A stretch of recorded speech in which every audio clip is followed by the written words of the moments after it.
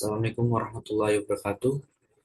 Perkenalkan, nama saya Dias Pangusukrasena dari kelas 6B, Program Studi D3 Teknik Mesin, Universitas Harkat Negeri.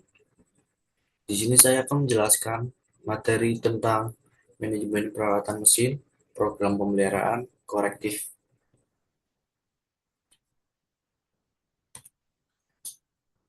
Tujuan pembelajaran di kali ini, yang pertama ada definisi dan konsep, memahami filosofi dasar pemeliharaan korektif sebagai bagian integral dari strategi perawatan aset industri untuk menjamin reliabilitas. Identifikasi kerusakan, mampu mengenali gejala dan klasifikasi kerusakan mesin mulai dari tingkat komponen hingga kegagalan sistemik. Selanjutnya, prosedur perbaikan, menyusun langkah-langkah sistematis perbaikan corrective action yang efisien untuk meminimalkan waktu henti atau downtime.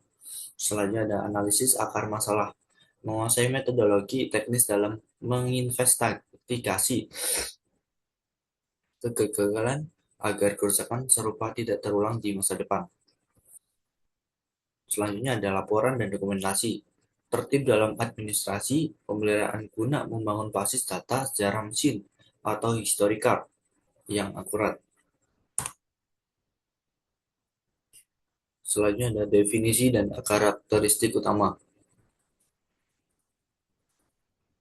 Kegiatan perbaikan mesin atau peralatan yang dilakukan setelah terjadi kerusakan atau kegagalan fungsi dengan tujuan mengembalikan kondisi mesin ke keadaan normal dan operasional. Dari Fajar Kurniawan, 2013. Kalau menurut AS Kodar 1999, 1996, pemeliharaan yang tidak dirancanakan merupakan respon langsung terhadap kegagalan aktual di lapangan. Tindakan ini memerlukan prioritas tinggi berdasarkan tingkat kekritisan mesin terhadap proses produksi dan wajib disertai dengan analisis akar masalah yang kuat, komprehensif. Selanjutnya ada klasifikasi kerusakan mesin. Kerusakan mendadak, sudden failure, terjadi tanpa peringatan awal, biasanya disebabkan oleh beban kejut atau cacat material tersembunyi. Contoh, putusnya bearing, pecahnya fan belt, atau terbakarnya liliter motor listrik. Selanjutnya, kerusakan bertahap, gradual failure, berkembang perlahan seiring waktu operasi, dapat diprediksi melalui pengukuran parameter. Contohnya, keausan pada gear, korosi pada dinding pipa, atau degradasi kualitas pelumasan. Kerusakan intermittent, intermittent failure, muncul dan hilang secara tidak teratur sehingga sulit didiagnosa karena gejalanya tidak konstan. Contoh, getaran abnormal saat kebocoran halus atau kontak listrik longgar. Selanjutnya ada analisis akar masalah. Ada 6M. Yang pertama, MAN. MAN itu kompetensi teknisi dan operator sangat krusial. Kelalaian, kelelahan, atau kurangnya pelatihan prosedur standar sering menjadi pemicu utama kegagalan operasional. Lalu ada material, material penggunaan suku cadang berkualitas rendah, spesifikasi yang tidak sesuai dengan desain asli, atau kontaminasi pada bahan baku mempercepat laju kerusakan. Lalu ada mesin, mesin faktor internal seperti usia komponen yang mencapai titik lelah atau fatigue, desain konstruksi yang kurang optimal, atau pengoperasian melebihi kapasitas overloading. Lalu ada metode, kesalahan pada prosedur standar SOP, jadwal perawatan preventif yang terlewat, atau setting parameter mesin yang tidak tepat merusak presisi kerja. Environment, suhu ekstrim di area kerja, kelembapan udara yang tinggi yang memicu korosi, serta debu atau kotoran yang menyumbat sistem pendingin. Ini ada prosedur tindakan perbaikannya. Yang pertama ada step 1, deteksi, laporan kerusakan dari operator. Kedua ada step 2, diagnosa, identifikasi penyebab dan komponen rusak. Step ketiganya planning, persiapan alat suku cadang. Yang keempat ada execution, perbaikan atau pergantian bagian. Kelima ada testing, pengujian fungsionalitas dan verifikasi. Dan step 6, report, update story, hard, dan penutupan WO, work order.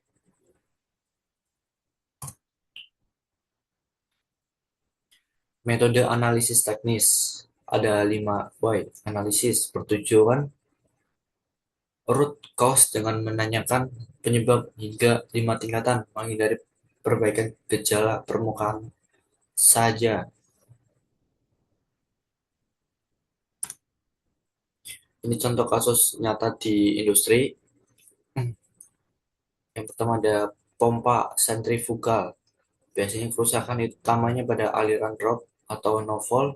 Akar penyebabnya itu kavisitas, kavitasi, dan imperal aus. Tindakan korektifnya itu ganti imperal. Terus ditambah adjust NPSH. Downtime-nya itu 4 jam. Kompresor udara. Kerusakan utamanya biasanya di tekanan drop drastis dan akar penyebabnya kebocoran ring piston. Tindakan korektifnya overhaul, ganti ring set. Downtime-nya itu biasanya 8 jam. Conveyor belt. Kerusakan utamanya belt slip atau putus dan akar penyebabnya biasanya tegangan kendor atau haus. Tindakan korektifnya ganti belt plus alignment dan downtime-nya biasanya 2 jaman. Mesin bubut. Kerusakan utamanya biasanya vibrasi berlebih dan akar penyebabnya itu bearing spindle pecah. Tindakan korektifnya itu ganti bearing dan balancing. Downtime-nya itu 6 jam. Keselamatan kerja Loto. Notifikasi informasi seluruh personel di area kerja sebelum isolasi dimulai. Kedua ada identifikasi energi. Kenali semua sumber atau listrik, pneumatik, hidrolik, gravitasi. Yang ketiga ada lockout. Pasang gembok fisik pada saklar pemutus utama sumber energi. Tag out. Memberikan tabel identitas teknisi, tanggal, dan alasan penguncian. Yang kelima ada verifikasi. Coba hidupkan mesin, start test untuk pastikan energi nol, zero test. Yang keenam ada pelepasan. Hanya teknisi pemasangan yang boleh melepas kunci setelah area bersih. Lalu ada administrasi dan dokumentasi. Pertama ada work order. Work order itu ada yang pertama ada nomor WO dan tanggal. Dua ada prioritas urgent atau normal. Ketiga ada identitas aset, ID mesin. Yang keempat ada instruksi kerja detail. Selanjutnya ada laporan kerusakan. Biasanya di laporan kerusakan itu ada gejala yang diamati. Yang kedua ada dampak terhadap target. Yang ketiga ada investigasi awal. Yang keempat ada analisis kegagalan sementara. Selanjutnya ada historical. Yang pertama itu ada kumulatif downtime, biaya total perbaikan. Ketiga ada suku cadang yang diganti. Dan keempat, catatan tren reliabilitas.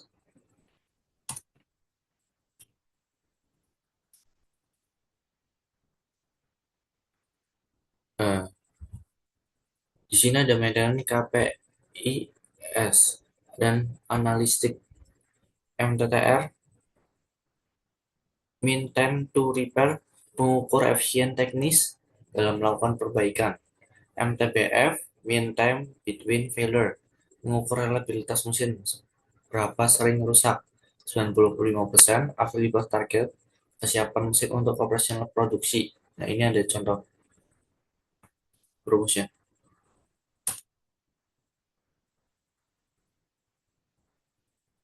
Perbandingan strategi perawatan. Aspeknya itu waktu pelaksanaan, pembelian korektif, setelah terjadi kerusakan reaktif, sangat rendah, tanpa pengeluaran rutin. Terus ada resiko downtime tinggi dan tidak terduga, rendah terencana.